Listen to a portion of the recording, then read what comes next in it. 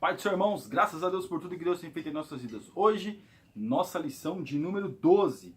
E o nosso tema é Perseverando na Fé. Irmãos, essa lição de hoje ela vai dar um pouquinho polêmica, já que fala que nós temos que perseverar na fé para nós sermos salvos. Claro, a linha da linha teológica calvinista vai dizer que não, uma vez salvo, salvo para sempre. Porém, nós vamos ver nessa lição que não é bem assim. Eu particularmente eu acredito mais na linha arminianista, ou seja, que é a linha da Assembleia de Deus.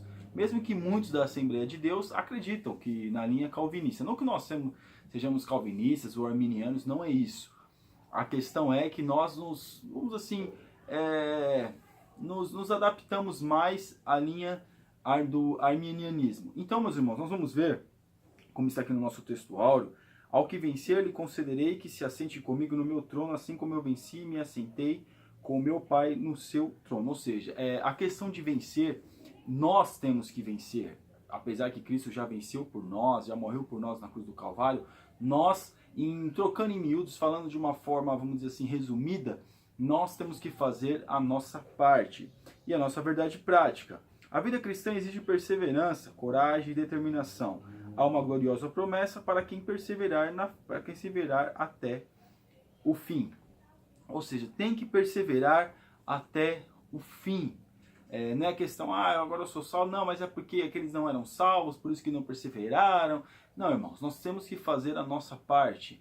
Perseverar, buscar a Deus, fazer a vontade de Deus. E a nossa leitura bíblica em classe, que está em 2 Timóteo 4, do 6 ao 8, diz assim: porque eu já estou sendo oferecido por aspersão de sacrifício, e o tempo da minha partida está próximo. Combati o bom combate, acabei a carreira, guardei a fé.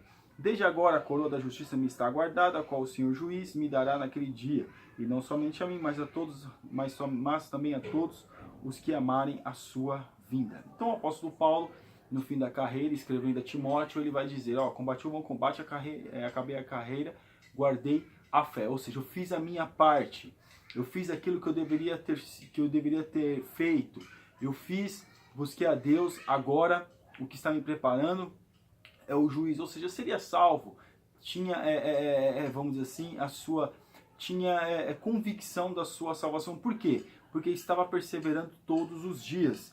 Então a coroa da justiça, como ele vai dizer no versículo 8, estava preparada para ele, e não só para ele, mas todos aqueles que amarem a sua vida, ou seja, que perseverarem na fé.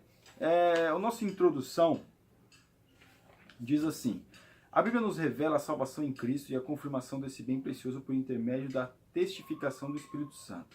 A consequência dessa realidade espiritual é desfrutarmos de uma imensa alegria que só os salvos podem obter enquanto peregrinam como testemunhas de Cristo nesta vida. Entretanto, convém alertar que as Escrituras mostram a possibilidade de se perder a salvação em casos de apostasia da fé em Cristo.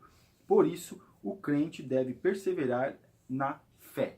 Irmãos, essa é a questão. Tem muitos que não acreditam que o crente possa perder a salvação, nem mediante apostasia, porque diz que não se perde algo, que você não pode perder a salvação. Você não pode perder. Por que não pode perder? Porque Cristo escolheu você, você é escolhido de Deus, você é salvo. Então você não pode perder. Então aqui nós vamos ver que se pode perder sim. O seu nome estava escrito no livro da vida, foi apagado. Nós vemos que isso aconteceu até com Moisés. Risca-me do teu livro. Ou seja, existe um livro, porque Moisés teve uma revelação mais íntima, teve uma comunhão mais íntima com Deus, nós podemos ver. Então que ele tinha entendimento daquilo que ele estava falando. Quando o povo fez tudo aquilo que fez, ele falou: risca-me do teu livro. Então nós temos que ter a noção que existe um livro e que existe os salvos escritos naquele livro. Então aí você vai dizer: mas como o nosso nome pode ser apagado? Eu particularmente concordo com o comentarista da revista que sim, nós podemos estar salvos, mas por apostasia nós podemos perder essa salvação, nós podemos perder aquilo que Cristo nos concedeu de graça ou pela graça. Tópico 1. A perseverança bíblica, conceito bíblico de perseverança. Perseverar remonta à ideia de permanecer, resistir em nosso caso, não desistir da fé cristã em tempos de tentação, aflição, angústia, provação e perseguição. Então, Quando nós aceitamos a Cristo, claro, nós temos a convicção, nós estamos na presença de Deus, naquele momento nós sentimos a convicção dos nossos pecados e nos arrependemos diante de Deus. Porém, existe uma questão aqui. Aquele momento nós estamos salvos porque nós estamos ainda na época, ainda no momento ainda que nós somos, que não temos noção ainda do que é a santidade. Então Deus vai trabalhando na nossa vida para nós estarmos entendendo aquilo que é a santidade, ou seja, uma pessoa que não tem noção, que não sabe discernir, mesmo que conheça o pecado, saiba que é errado, muitas coisas vai deixar ali naquele momento. Porém, algumas práticas, algumas coisas vai ser com o tempo. A pessoa acaba sendo, vamos colocar até como uma pessoa inocente acerca daquilo que estava fazendo. Por quê? Porque as pessoas acham que não mato, não roubo, tá tudo certo. Mesmo que dentro de si saiba dos seus erros, mas o Espírito Santo de Deus vai trabalhando, vai mostrando ainda mais aquilo que a pessoa já sabia. Então nós vemos, irmãos, que resistir, nós temos que perseverar, então resistir e resistindo aquilo que o inimigo quer nos atrair. Então isso é perseverar na fé.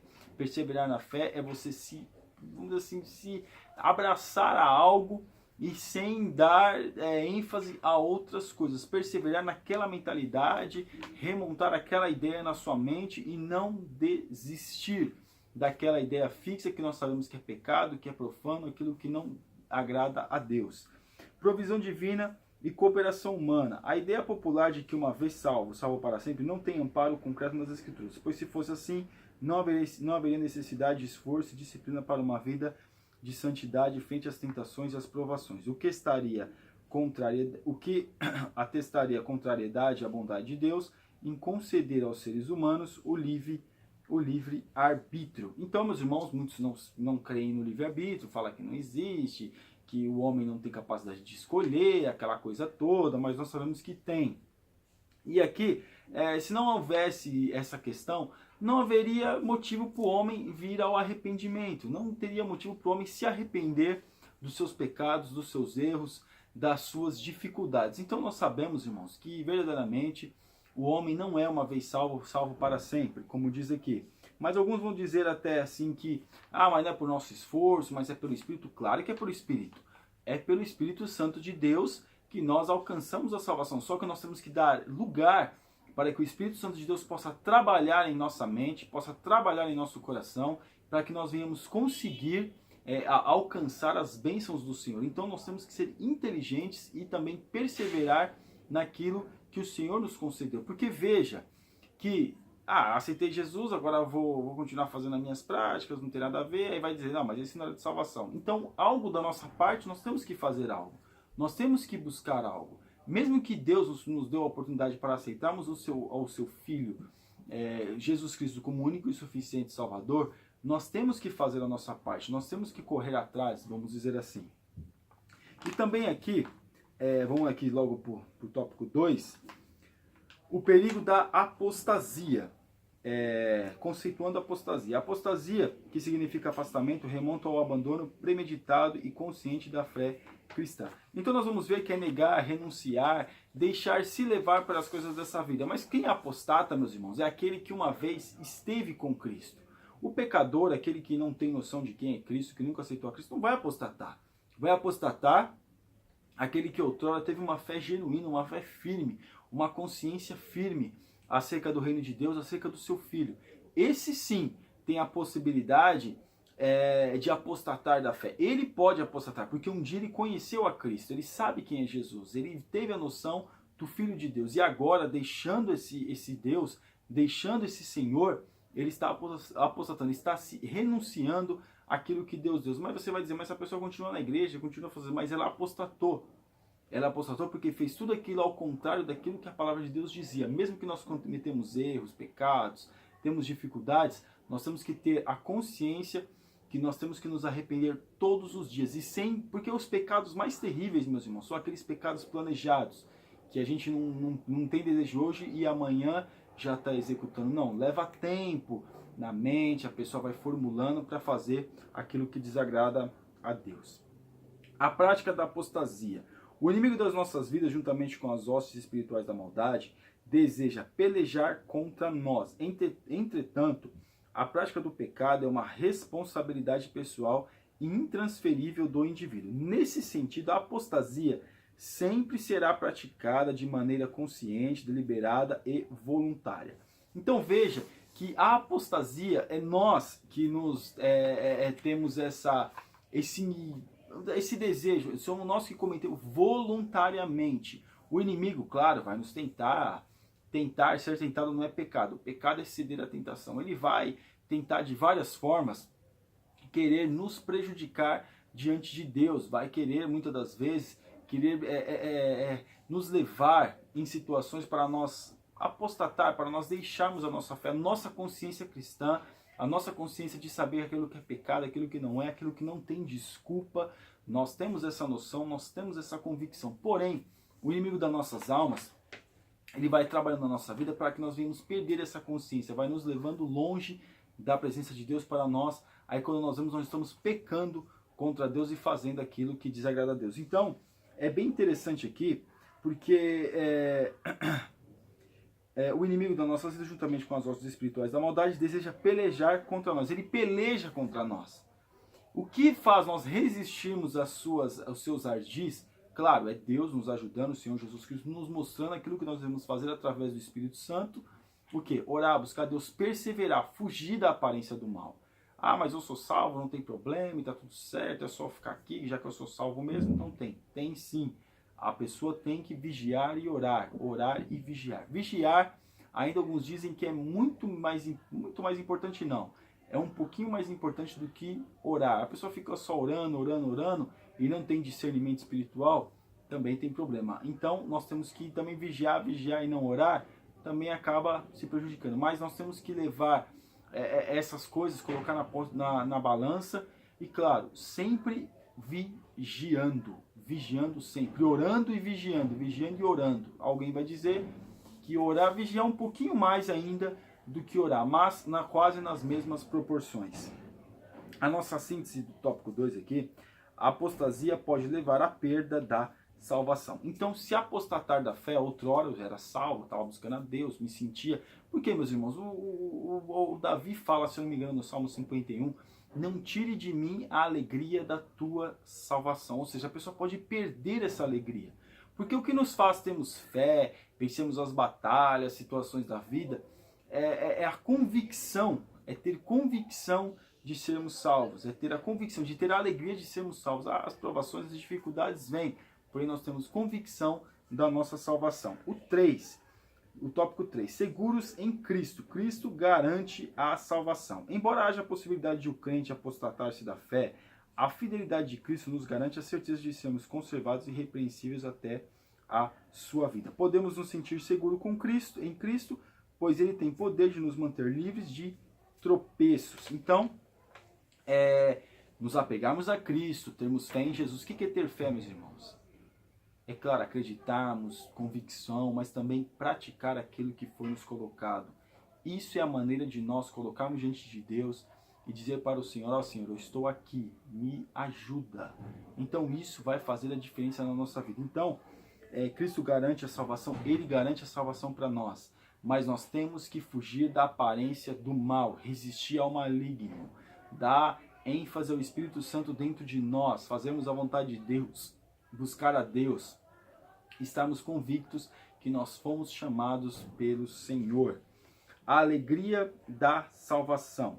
Uma das maravilhosas consequências que alcançamos quando aceitamos a Cristo é a alegria da salvação, como nós já ventilamos no tópico anterior. Nós vemos aqui a alegria, sentimos alegre pela salvação que Cristo nos concedeu. Essa alegria só os salvos podem ter, porque outrora a pessoa tinha essa alegria, tinha essa disposição, agora se perdeu, se deixou, não tem mais essa alegria, se perdeu essa convicção, esse desejo de estar na presença de Deus. Então, meus irmãos, perdeu-se a salvação. Claro, a oportunidade do arrependimento sempre, enquanto está de olhos abertos, com o coração batendo, a pessoa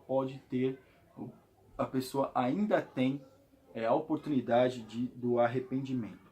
A certeza da vida eterna. O nosso fundamento na certeza da vida eterna não está firmado no mérito próprio, mas única e exclusivamente no mérito da obra salvífica de Cristo Jesus.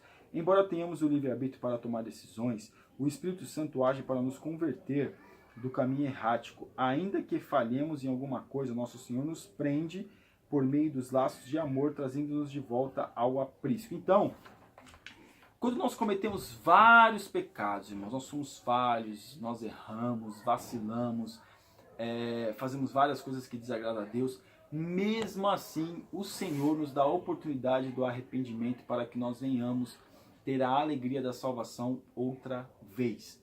Nós temos essa possibilidade, podemos sentir a presença de Deus, podemos sentir a graça do Senhor, podemos sentir o Espírito Santo de Deus nos envolver com os seus laços de amor, e Ele nos dá toda a oportunidade para que nós venhamos reconhecer, venhamos chegar à convicção de pecado e de erro, e nós venhamos colocar a nossa vida diante de Deus e falar: Senhor, eu me arrependo.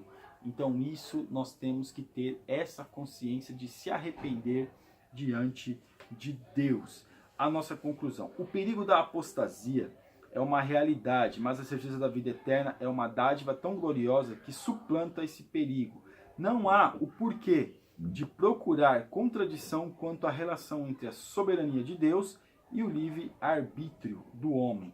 Deus é poderoso para, em Cristo, nos guardar até o dia final, a fim de que perseveremos nele em meio às provações da vida. Então, perseverar no amor de Cristo, buscar a Cristo, estar na presença de Deus, fazer a vontade de Deus, perseverar, meus irmãos, a ter a convicção que nós temos que buscar a Deus, melhorar a nossa vida, melhorar a nossa condição diante do Deus Todo-Poderoso. Isso nós temos que ter essa consciência. Por quê?